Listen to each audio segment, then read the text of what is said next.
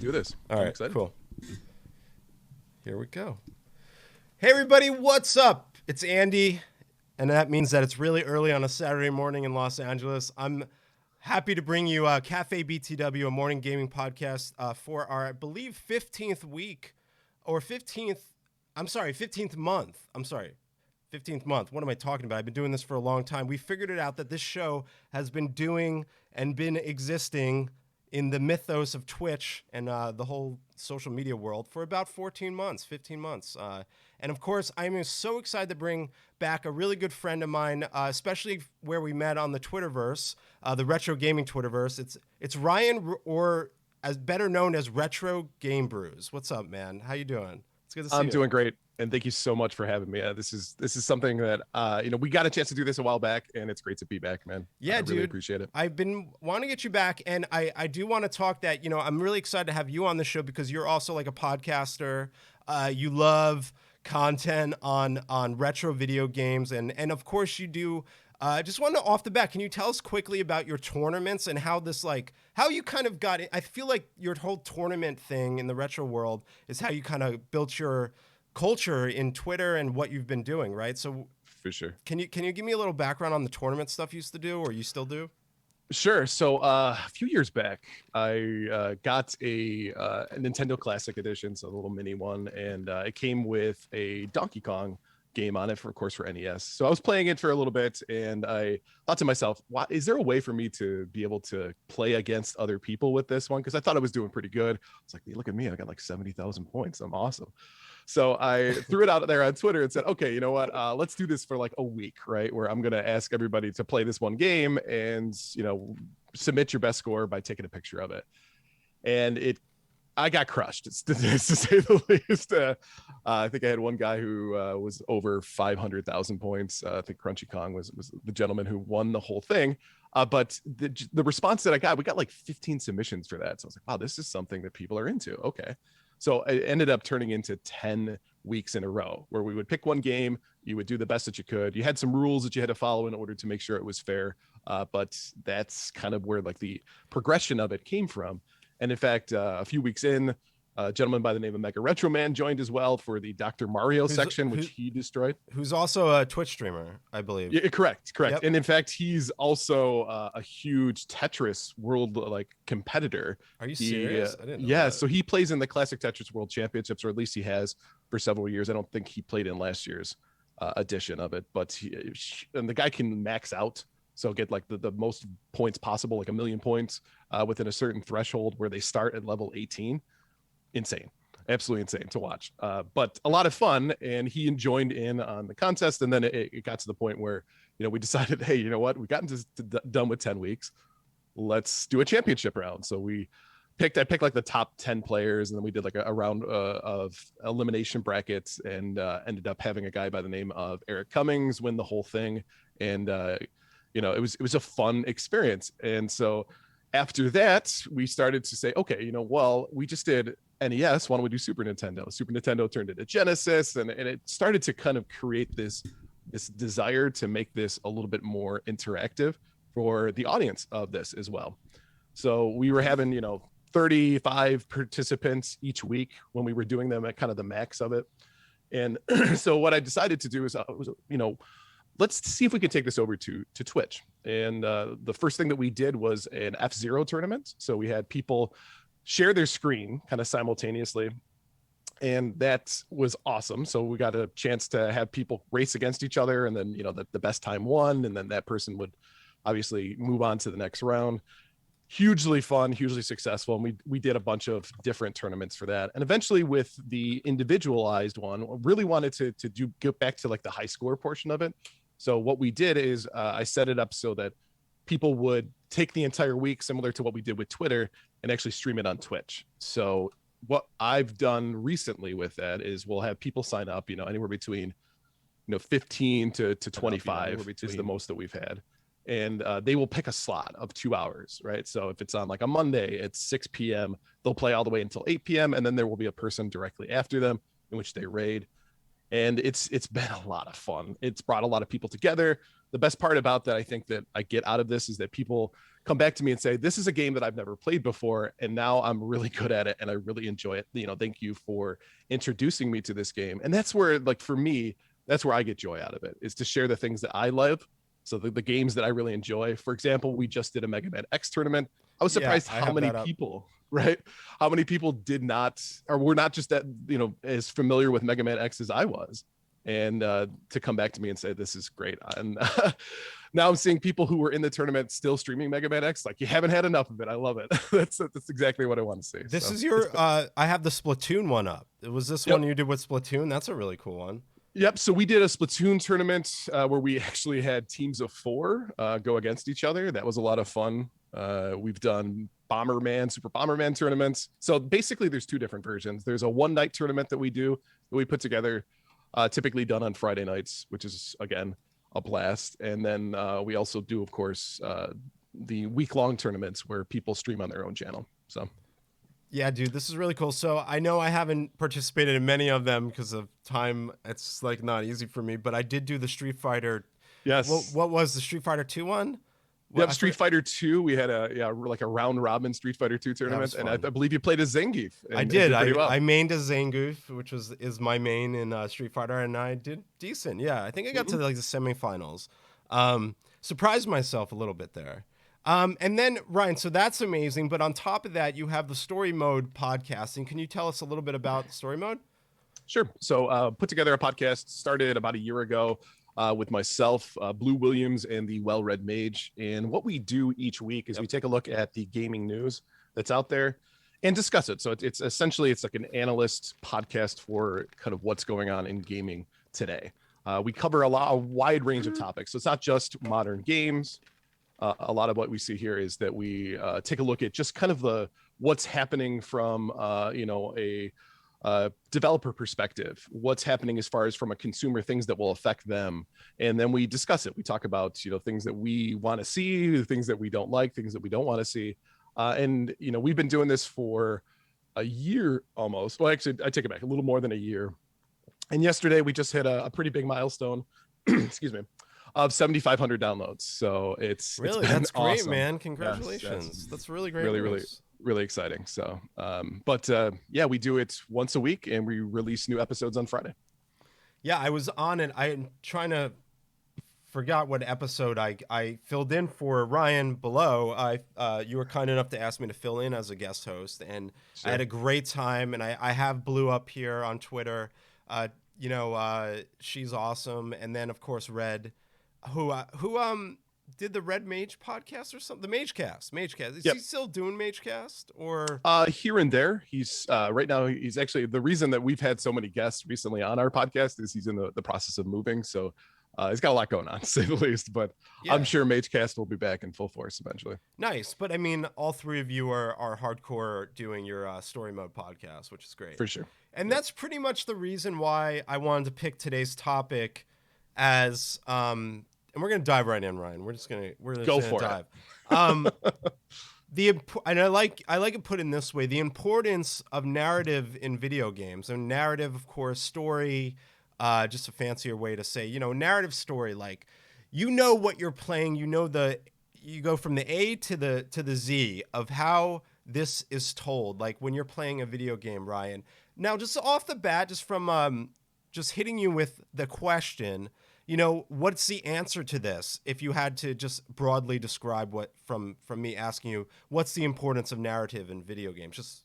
Just. So what I will say is that when it comes to the narrative, or at least the importance of it, I think a lot of it is a personal preference for that kind of thing. But for me personally, story is almost everything, right? Where I want to be kind of enthralled in a storyline. I want to kind of lose myself in a game where I'm going to be spending hours on it. And there's this feeling or sense of accomplishment that I've been able to progress this story, get to learn a little bit more about it. I mean, essentially what I'm looking for is the same experiences that I got as a kid reading Lord of the Rings or The Hobbit, and, just deep diving into something where it was a passionate experience. And that's the kind of games that I seek out. I'm a big fan of JRPGs.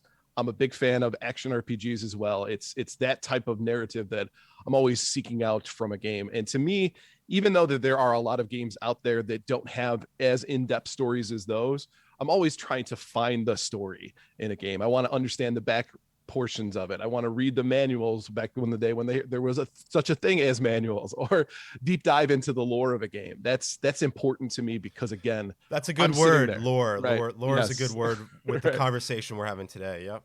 For sure. So to me, it's extremely important. It's what drives me as far as my gameplay goes, and it's what I find excitement out of, for sure. So yeah, that's a great.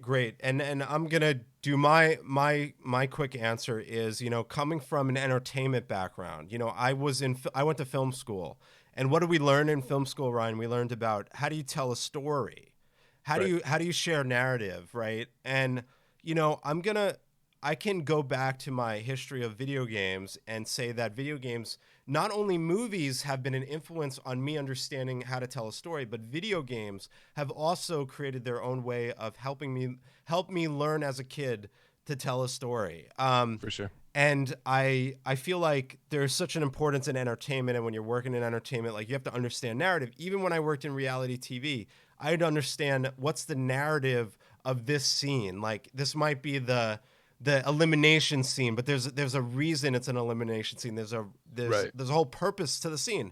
One person gets eliminated. That's a part of the narrative of the reality show. So I'm taking bits and pieces of what we see every day from movies, TV shows, and how they've always kind of started to merge really intensely. Because right now, if we think about modern storytelling in video games, Ryan, it's so intense. Like, Right. I played Cyberpunk. It crashed a lot. It was a horrible experience, but there was a long story involved, Mhm. interweaved into that. And, all those new games that have like really intense stories, and RPGs, even like, I love JRPGs too. Persona 5 has a great story. But just like the general sense of narrative and understanding what is a story. So we're gonna do a little bit of that, Ryan, and I'm gonna, I did some Googling, I like Googling. did some Googling on some Good. educational things, so we can break down before we get into like looking at games that we think relate to story. There's few elements to telling a good story, right? Number one, Right. which should be number one, is characters. Because you can't have a story without a character. So, Ryan, when I say characters, what does that mean to you relating to video games? It's finding something that's compelling, a unique portion of somebody's backstory that allows you to recognize their struggle, and that person reacts to it in a way that either you sit there and go, "What are you doing?" Or it's a way where you're saying, I appreciate that this person is willing to step up and do the hard thing. So a good character to me falls in one of those two categories, something that enthralls me, that makes me want to be that person behind them going, "You should do this, you should do that," when they're deciding to make decisions in a game or in a narrative. So characters are that key element where I attach myself to a character, or I begin to hate a character, which also attaches me to that character. So Yeah, and I think that's the best part of characters in video games is you're supposed to fall in love with the protagonist, right. and we can name them: Sonic, Mario, Link, more Gordon Freeman from Half-Life. I could give you a whole bunch of people that we have fell in love with Right. because, and there's a few games where you don't necessarily need one character to create narrative, but for the most part, we all fall in love with a protagonist. Like when you're watching a movie like James Bond, you know who the protagonist is. You can separate the protagonist from the enemy, right? That's For cool. sure. So For sure. characters is important. Now setting is very important to the story because that is where it takes place. So what For does sure. settings mean to you? So for me, it's something where there's a sense of danger that's involved with the setting. It's something that's either dangerous in the sense that it's you're surrounded by enemies, that the actual setting itself has some kind of added element of surprise or potential surprise, or when it's something that's positive, that feels cozy and warm. Especially if we're talking about from a story perspective, if you're getting more into a story arc, that's hugely important. And I think the best games do that, where they make you feel that the setting itself is essentially is a character. that you're following along with throughout the entire game. Right. So that may be things like lighting as well. That may be things like atmosphere or even weather sometimes can certainly create a setting for that. So that to me, again, is a part of that storytelling elements where the setting becomes a part of the overall understanding of what you should be feeling. It's like directing you, saying, hey, you should feel this way. Yeah, that's great. And yes, I believe that the setting can be a character in itself as well, because it's Right. setting the scene. You're seeing it. It's beautiful. It makes sense to everything. And then obviously plot is very important, because plot is the overall summary of what's happening and what you're doing, right? Right. Donkey Kong and Super Mario Bros., you kind of know what the main plot is. It's saving the princess, right? Sure. That's it. That's all you need to know. And And that's you know it. what? That's enough of a motivation to keep going, Yeah. to see what happens. So yeah, for sure. Let me pull out a few other elements. Conflict, of course, you need some Yep. kind of conflict, because stories aren't interesting unless there's conflict. Resolution is obviously finding some kind of resolution to whatever the plot was and the issue at hand. So conflict, affects resolution and so forth. Themes, which is obviously a part of it, where there might be overall themes. Morals is an interesting element here. What do you think of that? Uh, Morals. I love this element of morals. So when I think about some of the best stories that I got involved with as a kid, they always had something to teach you about life, right? Where, for example, within The Hobbit, right? It was about Great being willing example. to maybe take some risk and be a little bit more adventurous. Spending the entire day sitting at home doing nothing is never going to get you anywhere. So being willing to kind of step up when necessary, and bravery as well. So courage in the eye of a tough situation. And that, I think, has kind of come over as well to games quite a bit. We see that in a lot of the best stories that are out there, but even some of the simplistic ones. A lot of what you're doing is you are the hero taking on something that's evil. And in that sense, it's, again, being willing to be courageous enough to stand up to said evil. Yeah, and Biff says Fable, great way to choose good or bad. That's a great example. Right. We're going to talk about that game. I have it pulled up. Great example of picking good or bad. Was it X-Wing versus TIE Fighter? And TIE Fighter, being a protagonist meant you were the bad guy. Indeed. Which Indeed. was great, right? I Right. remember when TIE Fighter came out, I was like, this is cool. I want to be the bad guy for once. Like there's something fun about that. And they always say it's easier to be the bad guy and harder to be the good guy. Like a good example of that is in wrestling, right? It's Right. easy to be the bad guy character, right? But it's harder to be the face, as they say, or the good guy. So symbolism, obviously super important in video games. We could bring up a game like Wolfenstein, where you knew you were fighting Nazis, and there's a lot of Right away. symbolism built into that game, right? For sure. I think that's a good example.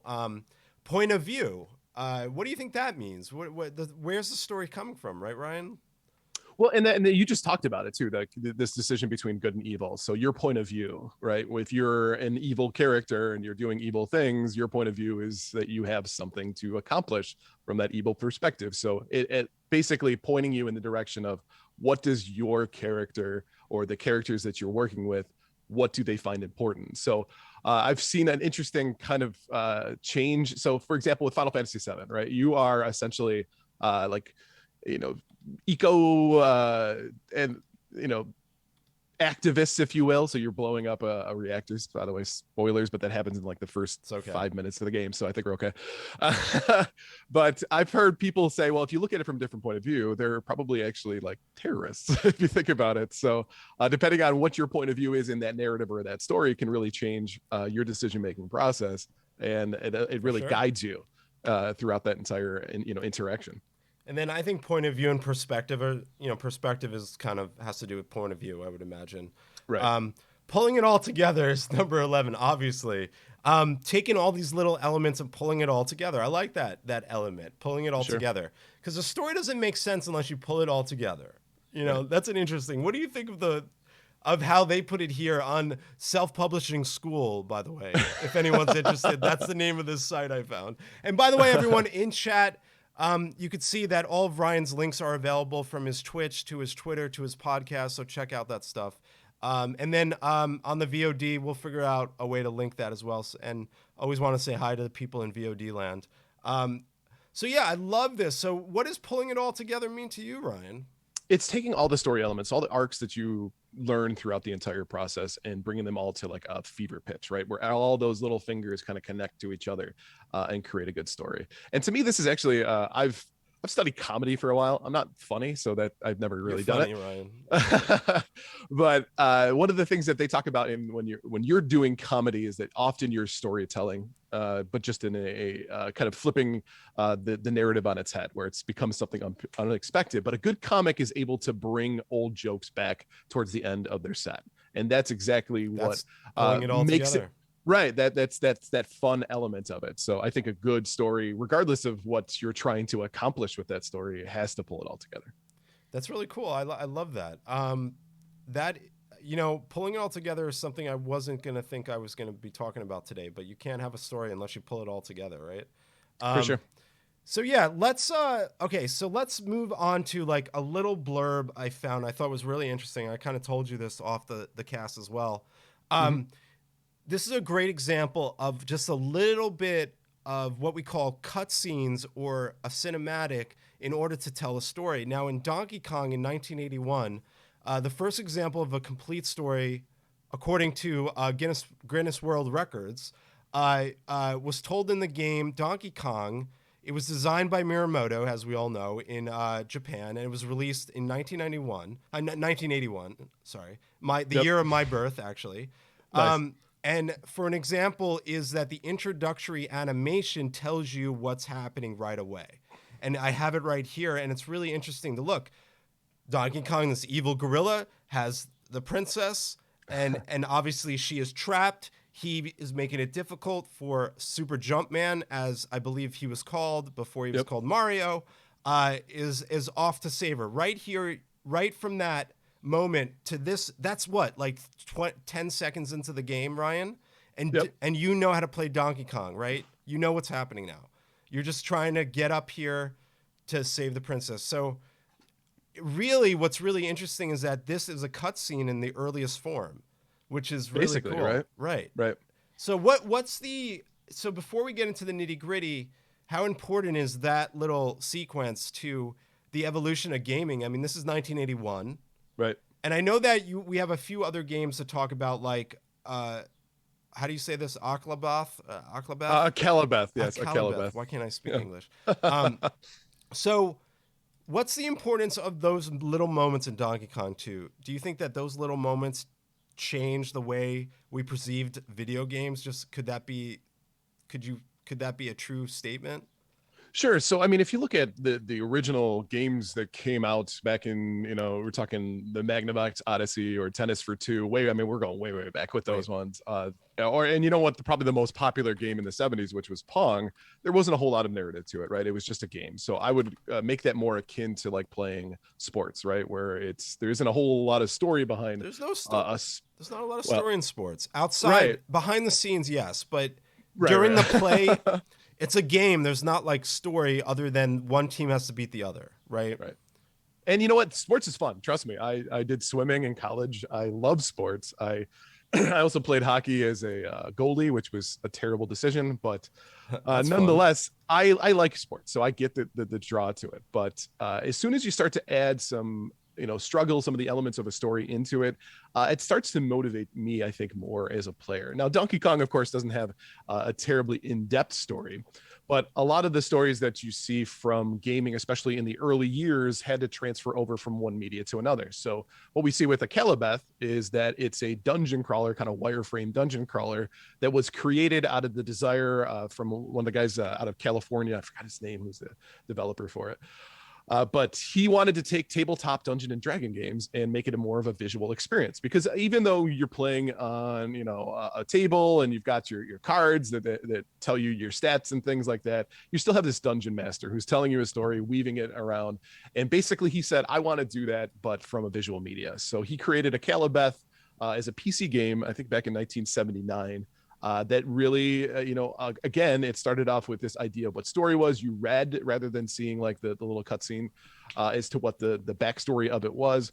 and then the game took care of all the rest. So the stats and how you attack something came into play. But again, that element of story provides just an additional motivation to keep going, right? Where if I play a game like Tetris, which Tetris doesn't really have a story to it, it's a puzzle game. I can play it. I just don't have any motivation unless I'm trying to get a high score, for example. Where it's one of those things where I'm going to be up at 3 a.m, forgetting the fact that I played this game this many hours and kind of lose track of time because I've become so enthralled with it. And that's why I think that foray into storytelling, that desire to try to bring stories into games, it molded perfectly. Because if you look at that, it's kind of partly a movie, partly an interactive experience. So to me, that was what the desire was, to try to pull that into gaming.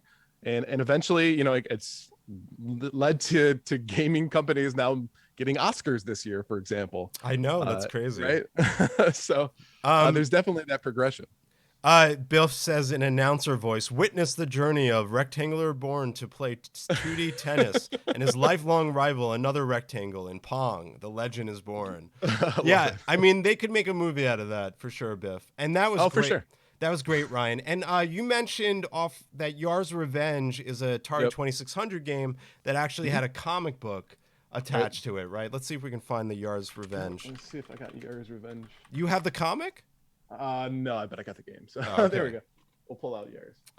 Here's the comic book, which was really cool. Look at this. And so what's also interesting, Ryan, wouldn't you say that a lot of the artwork on the cartridges back then would tell a story? It was almost like a book cover. Absolutely. Because the graphics just didn't add up, so they would have to make these beautiful covers.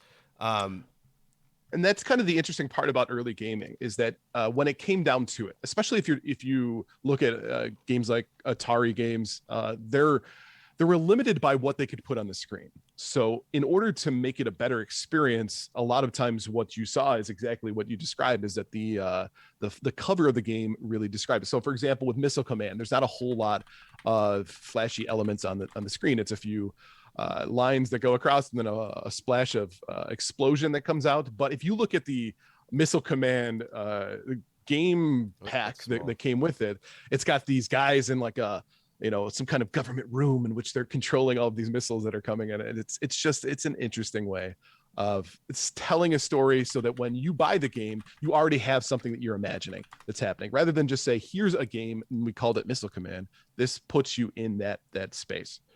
I will say, though, that sometimes it's a little bit of an oversell, though, when it comes to some of the Atari games. Or even, I remember a game called Tag and Dragon for the NES. It was one of those Color Dreams games. Looks super cool on the cover of the game itself, but as soon as you play the game, it's a really boring, like, maze game in which you have to munch tails off of other dragons, and it's terrible. The game is absolutely awful, but it looked super cool on the game box itself. So this is it right here. It's beautiful. Like, this guy looks like he's doing some cool stuff, and you're going to be able to not see this in the game. Right. That exactly. That was the kind of feeling you had. Another game I wanted to mention was Adventure. Yes. Which for its day was a very you knew you were on an adventure. You had to find the keys. You had to unlock the doors. There was story there. This is a really, really one of my favorite early games, where I really felt enthralled with, like, what I had to do, how I had to get it done, really puzzle solving. And I think puzzle solving is very important. We talked about the cutscene. I have a few cutscenes here. Let's see. This is Day of the Tentacle, which obviously... Yes. Great game. Obviously great game, and I was going to talk about those next because there's hold on, let me pull this up. Yep, take your time. I think that we should talk about the point and click adventure games, because those were so enthralled with story, like Grim Fandango, Maniac Mansion, Day of the Tentacle, Full Throttle, Indiana Jones and the Fate of Atlantis, which is a really great game. Secret of Monkey Island, of course. Secret of Monkey Island 2. The Cursing Monkey Island. I mean, we could go down Monkey Island hole. Sam and Max. I love Sam and Max. Sam and Max is great because it's as a kid. If I remember, I never actually purchased the game, but I got a demo of it, and it had like adult themes to it that you weren't supposed to see. So there was like that extra element of, ooh, this is really cool.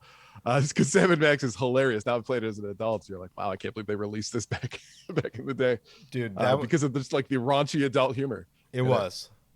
But let's look at something very, very simple and bland again. Sure. When you see this, when you were a kid, what did this tell you? So I've got, well, for one, we're jumping over and cheating in the game, so that's great. But Yes, with Mario, there was the excellent gameplay elements of it, plus there was that addition of or desire to try to save the princess. The one thing that always annoyed you as well is that you would get down to the end of the castle, and of course, princess would be in another castle. But even as a kid, that followed up with all of the other movies at the time, especially in the 80s, where action elements and saving the girl or saving the planet was a big part of the storytelling that was done at the time. So it really matched up with what kind of movies I was watching as well. So to me, it was almost like, again, it was an interactive a movie experience until I saw the Super Mario Brothers movie, which didn't match up so much with what we saw here. I still loved But it. you know what? As a kid, I absolutely loved it, and it is a guilty pleasure of mine today. I just recognize that it's probably not the best cinematic storytelling that could have been done. But again, with this IP, it is what it is, Yeah, and But then go ahead. Go ahead. No, I was gonna say, then you've got Legend of Zelda here up on the Yep. screen, where the story itself is there, right? You're trying to save the princess. You've got to capture a whole bunch of Triforce within the game itself, but there isn't a whole lot of storytelling elements to get you there, except for like the crawl at the beginning of the game. And then when you get into it, you start interacting with NPCs, and that starts to really weave the story about what's going on, right? So you're interacting with moblins, you're getting clues from other people. Another game that would be an example of that is like Castlevania 2, where you're interacting with NPCs to further the story. That kind of stuff really brought you into a way to, you still had to keep playing in order to uncover. So in a way, almost puzzle solving through the narrative that you heard from other characters, which I think is great. I think, again, that puts you in that desire or motivation to keep playing, which, if you think about it too, a lot of the older games were there to take your quarters. But if as you move into Nintendo Sega Master System, that era of gaming, it wasn't about matching what was happening in the arcade. It was now utilizing this medium to tell stories and to basically recognize that kids at home were going to be playing these for hours on end. So we probably should make games that are going to match that experience. Yeah, Star Tropics is one right here that Mike Jones, that's right. Yep. That was very very fun. It also not only had the RPG element, it had the 2D element Right. at points of the game, which was really cool. Then we had games like Final Fantasy, of course, which definitely was very intense and kind of adds to what you were talking about, where they made this game to really draw you in, and it took time to beat it. Right. I mean, it wasn't just a walk in the park. Then we have games like, of course, Chrono Trigger, which I think is a favorite of yours. It is the GOAT to me. It is the GOAT. Yeah. What does this game mean to you on a story level? So there's so many good arcs to this series, and the beauty of it is that there's a lot of customizable gameplay that you can use. There's 13 different endings that you can achieve with the game, depending on what you decide to do with it. Now, granted, some of them aren't terribly different, so it's like one character shows up versus another at the end scenes, so that also kind of plays into it. But Chrono Trigger itself, it allows you to kind of choose your path in a way that prior to that, games were much more linear, I'll say, even though yes, there was an open world where you can interact with things, but in order to progress the story, you had to do something that was terribly specific. Chrono Trigger has some of that, but you can actually beat the game with at the halfway point. If you have done enough grinding to get your levels up for Chrono, you can face off against the end boss at the halfway point of the game. Now, granted, you will more than likely get your you-know-what kicked, but if you've done your homework, you can actually get one of the best endings in the game if you go that route. So, and then also there's decision making that you do that will have an impact on your future. So if you decide to, for example, and I'm hoping I'm not ruining this for anybody, but don't Spoiler pick alert, up the do everybody. not pick up the lunch that's in the middle of the square in the first portion of the game, because that will end up having an effect later on in the game that you will not like. So it's stuff like that, where all of a sudden, because time travel is actually a part of the elements of this, which usually I'm not a fan of time travel being a part of it. I think sometimes that's used in a lazy way. I think Chrono Trigger does a great job of bringing time travel to allow you to truly experience all the struggles that happen with the game, and just some of the character elements and arcs and the things that they have to go through and the emotions that they feel are just compelling. And you know what, the other part of that adds, I think, sometimes to the story element is that this game as well has an amazing soundtrack that really puts you in there. So if we were talking before about setting, sound is actually a big part of that setting too, where it You know really what? draws you in. They missed on the element list to put sound there and Right. music. Mm-hmm. So I'm very disappointed in preschool website, whatever that was. Very disappointed in you. So that's a very good point, Ryan. That music is very important. Right. Here's a game that just, Ocarina of Time, which is on everyone's top 3 of all time games of For all sure. time, Yep. of all time. This game told a great story, and I just thought this is just a good example of a story-driven game that really gave you in-depth features. We talked about point-and-click adventures. I did pull up a couple of here. Now, Diablo, I was a huge Diablo fan. Oh, I want to say that people, even though it was a hack and slash over-the-top action RPG, there was a very involved story absolutely. behind this awesome. And I'm a Paradise Lost person. I love like hell versus heaven storylines. So dealing with demons and fighting the hell, you're in defending the planet from hell coming up and taking over. I love that storyline. Diablo definitely fit that bill. Oh, for sure. A huge amount. And another game which obviously fits that bill is Doom, Yep. which I want to talk about Doom. What did you think from a story perspective? Were you able to figure out what was going on in Doom? Not as a kid, I'll tell you that, because I was terrible at Doom as a kid. But I do remember getting the God code from my cousin and then just going crazy with it. But Doom, it's interesting. You even have a protagonist that basically has no name, right? It's just Doom And guy. you see him on the bottom, just like Right. interacting, his emotion, Grunting at times, right? Yeah, It's for sure. And with that kind of story, because there's so much action that's going on, and you're constantly at the point in which you're about to die throughout that entire experience, there's never a dull moment when it comes to Doom, and that's certainly a way to storytell as well. If you think about some of the biggest popcorn films that are out there, things like The Running Man or Total Recall, there's never a moment where you're going to go, well, things aren't in danger. So that, again, I think we were talking about setting and the perspective that you're in. That's part of the story. That's what really drives it. Biff said, "Stay a while and listen." Stay a while and listen. Rock and Roll Geek said, "I actually just replayed D1 a couple days ago, and I still couldn't tell you what the story was." Nice. I think in Diablo 2, right. they started to really involve the story, and in Diablo 3, obviously, you could sort of follow the story, but I still just love that game. And then, of course, a game that I loved that I thought really brought in a lot of story was Bethesda's Oblivion. Yep. When Oblivion came out, that was my favorite Elder Scrolls series game.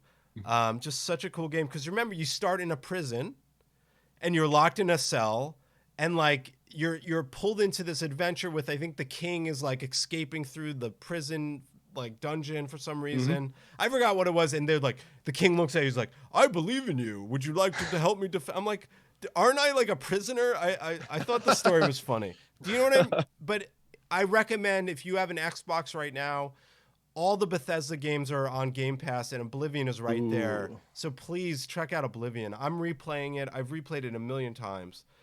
Love this game. Do you have any kind of memories or experience playing Oblivion, Ryan? I don't. So I had yet to play that one, and I've heard a lot of really great things for it. You should play it. I've watched a few people play it on Twitch as well, so I know some of it, but again, I haven't had a chance to experience it in full for myself. And then what about Fallout 3? So Fallout, I have not touched either. So modern games, I will say I have a lot less experience with than I do retro. But with Fallout, I love the idea behind Fallout is that obviously there's an apocalyptic occurrence happening. There's all of these really fun elements, including even just like product placement with like Nuka-Cola and stuff. That to me is really interesting and cool. And the way in which you interact with the game, where you've got that little thing on your wrist that allows you to The Pip-Boy. chronicle all of your the Pip-Boy that allows you to chronicle all of your items and things like that. That's I think is a genius way to make that gameplay a lot more interesting and fun. Yeah, so I pulled up Fallout 3 because Ryan, and look, these games aren't that young anymore. Don't forget. Right, Like Fallout right. 3 is 2008. We're in 2021. So I know that time is flying, but really that was a bunch of years ago now, Ryan. So I have a copy of Fallout 4. I just haven't played it. So I have a Fallout game. but What's what's cool okay. about it is that it's a very in-depth way where you really feel like you can go in any direction and Right. like the story unfolds in whatever direction you're taking. You Mhm. make decisions that affect your character. It's definitely another one I recommend playing if you've never played the Fallout series, Fallout 3, for sure. Now, we did mention Fable, Yep. which I think is Fable 2 is one of my favorite games of all time. It's actually my third favorite game of all time. Mhm. Okay. I know what my third favorite game of all time is, and it's Fable. So where does Ocarina of Time sit? It's like Ooh, number. you see, I don't. Oh, I don't. My I don't mean to favorite, put you on the spot. my favorite game of all time is Diablo 2. Okay. Super Good choice. Mario 64 is probably my second favorite. Good one. I'll put Ocarina of Time in 4 and 5 on my list. You know. Okay. I'm with you. But I would say those are my top three: Diablo 2 being the first, Mario 64, and then Fable 2, which I really enjoyed because Fable is built around trying to make decisions whether you're good or bad, like we said Right. earlier. Do you have any experience with Fable? With Fable 1, I do. And in fact, so we had an Xbox back in the day as a kid, and this was a game that my brother got into big time. Yep. So not only did I play it myself and I had a lot of fun experience, but watching him, so we kind of did the different route. If I remember right, he ended up going the evil route, so I went the good route. So we got to see both sides of it, which was kind of a cool experience going through it. But that's a good point, is that having a game where your decisions are paramount to how the game ends up coming out is super fun in that element, because if you think about it, there's so much replayability that you can go back and experience it in a completely different way. So it's basically a new game if you decide to go a different arc. And that's what makes, to me, as far as Fable is concerned, makes it so strong as an entry into the Xbox library for sure. Yeah, and I think it's available on Game Pass. I might be wrong. Now, Fable 3 actually, it gets like a lot of people didn't really enjoy it, but I thought it was really good. Fable 3 is actually really good. I do want to mention, if we're talking about story, I have to talk about Grand Theft Auto 3. Mm-hmm. Is this a game you have any relationship with? Oh yeah. All right, so this is very story driven, where it can be not story driven, where you just run around the city and do whatever you want, but doing the missions, it's really fun. And this is one of the games where I really would try not to skip any cutscenes and just let things play out. And what's your memory of Grand Theft Auto 3? Did it really open up the open world type consoles game? Did it really bring that to the console, do you think? I think so. Yeah, I think that the way in which they created this entire kind of world that lives within one city itself really pushed the limits as to what I, as a kid, expected from games. Because again, like you said, I can decide to just go rogue and see how many stars I can get before I die, or I can follow along with the story, see some really great cutscenes, and also hear some really great voiceover work that's done with that. And the beauty of Grand Theft Auto as well is that I think that as a protagonist, you are essentially a good guy that does bad things, and that makes that conflict in you as a character as well, knowing that you're shooting people, you're killing people potentially in this game.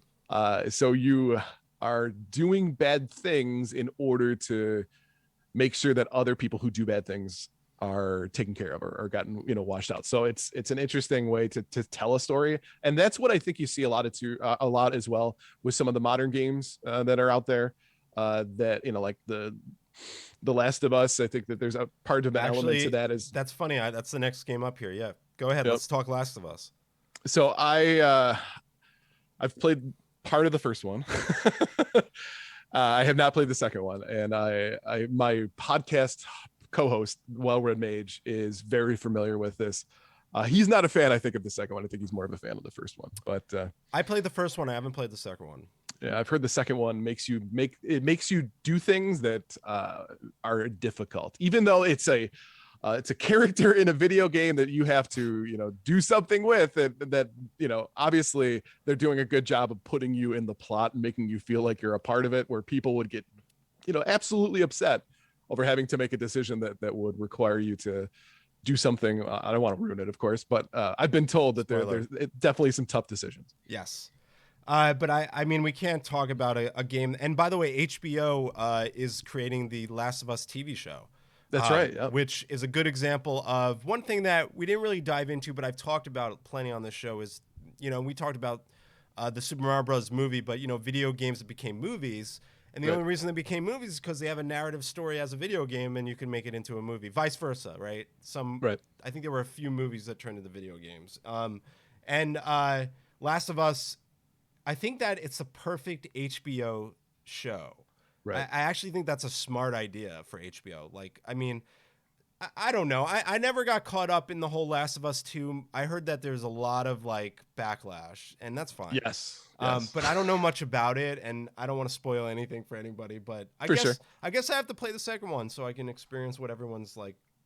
I don't know. I don't want to say crying about, but The Witcher 3. Have you ever played The Witcher? Any Witcher? Yes, I'm a huge fan of CD Projekt Red. Obviously, I was really hyped for Cyberpunk 2077. Oh God. Fairly disappointed at how that worked out, but I think was CD Projekt Red. Yeah, CD Projekt Red though makes a lot of really good stuff. So I think that Witcher 3 is an excellent example of a story game, and I think we can't go through an episode without mentioning that.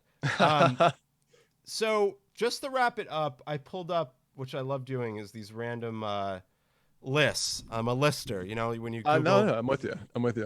So I pulled the 30 best video game stories ever, according to this. So we're going to round it out with what they think. Gone Home is, I don't know if you ever played it, Ryan, but it is an amazing story-driven game.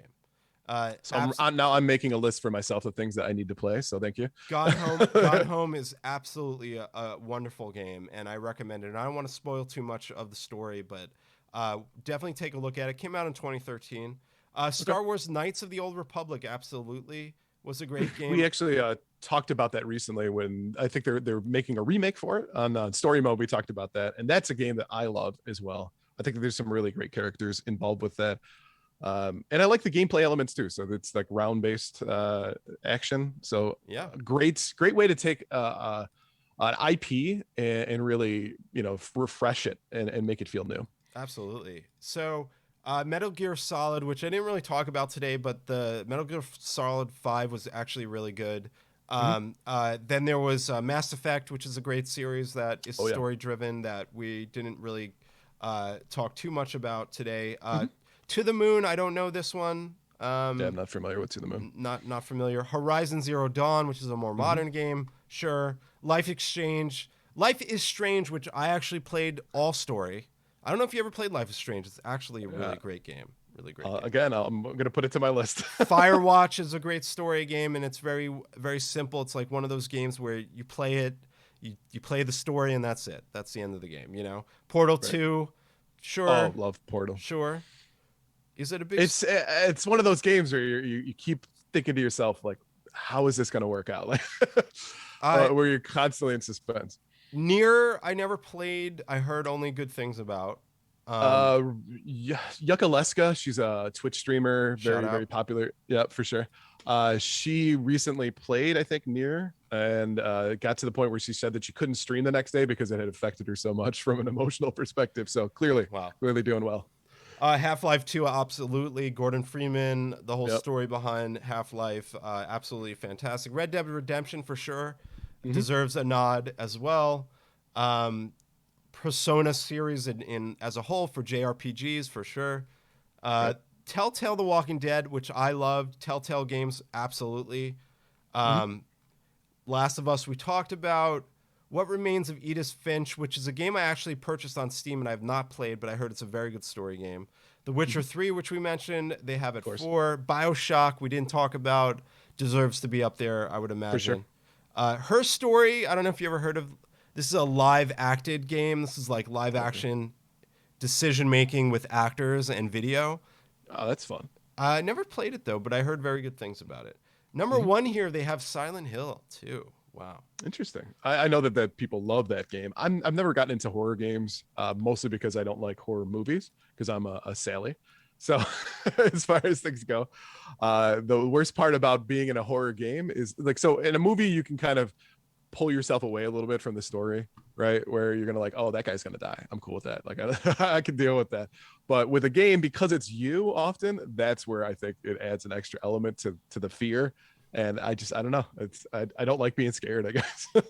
You don't like being scared? No, I don't. I don't know what it is. It's just, I guess maybe I watched Puppet Master a little too early as a kid. So that kind of like pushed me off the horror. Puppet Master was a really interesting game. Not game, movie. Movie, Didn't they have like right. 3 of them, or maybe like they made like 5 of them? I don't know. Probably, Well, Ryan, man, we have reached like to the tippity top of the top of the hour. I knew that you would be the right person to talk to about story. So I can't thank you enough. But let's kind of like look back on the episode. What's your overall takeaway when it comes to video game story? If you had to just wrap it up. Sure. So it doesn't need to be terribly in depth to be effective. The more in depth that you can be will certainly add to the opportunity to enjoy it and to be motivated to play it. But story elements in game, I think, are, we talked about what's the importance of it. I think that it's hugely important. And it's a game element that if, obviously gameplay is going to be the first thing that needs to happen, that needs to be done right. But if you don't have a good story, then you probably don't have a game that's going to capture you and make you want to play it again. Yeah, and my overall is that like I love a good story game. I'm not the type that plays SP. And when it comes to modern games, I eat up story, single player games. Like I can play Fallout New Vegas over and over again. I can play Oblivion over and over again. Right now, I am playing Oblivion again, believe it or not, like I told you, and. I liked Cyberpunk, but it just crashed a lot. But that was like, I was really hoping for fulfillment from that game. So recently, I haven't been too happy with, I guess, general story-driven games because of my experience with Cyberpunk. But there's nothing better than a story game. For sure. And I like to say this, I can get real dirty in the story. You know what I mean? Yes, indeed. You can get real dirty in the story. Official Mr. Flight says, love story games. Rock and Roll Geek says, and if you are a great story, don't hide it behind unlockables of your company's website. Looking at you, Destiny 1. Yeah, for sure. Right? Nice. Good call out. So Ryan, let's just review where we can find all your wonderfulness on the internet. From your Twitter to your podcast, tell us a little about that before we do a raid here at the end here. Sounds good. So I'm on Twitter for myself. My personal account is @RetroGameBrews.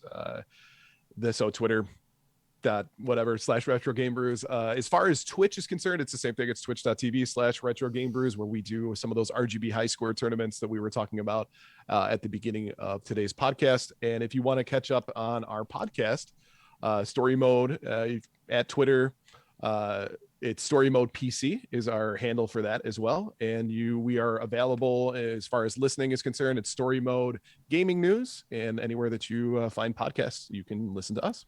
Well, you know what, Ryan? It's really great to start a Saturday with you, and it's always great to have you on the show. And if you ever need, someone to substitute guest host on Story Mode, I loved doing it. And if people want a really in-depth version to like a podcast that really goes in depth about topics, and you guys are very well prepared on a very journalistic point of view, I would say. You guys have a very journalistic side where, like my podcast is like shooting the shit, like, like you guys have a really, really awesome outlined episode. And when I came on as a host, I had a blast because it was very different for me, the style that you guys have, and really love it. And shout out to Blue and shout out to Red.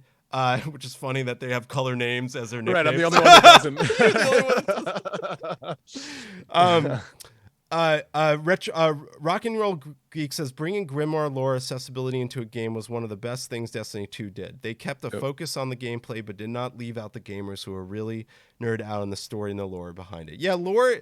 Hey, it's important in any game, you know. Right. So we are gonna raid a VTuber that actually I met through Stand Up to Cancer that did a great charity stream for us. So we're gonna. Her name's Lasagna, I think. Let's give her some love, everybody. She's streaming right now, Final Fantasy something. Excellent. So we're going to do that. Perfect game to transition from. Yes. Lasagna, she is a VTuber, and she's amazing. She does charity streams all the time. She supports more than just like what I do with Stamp to Cancer. She does like mental health awareness charities. She plays video games.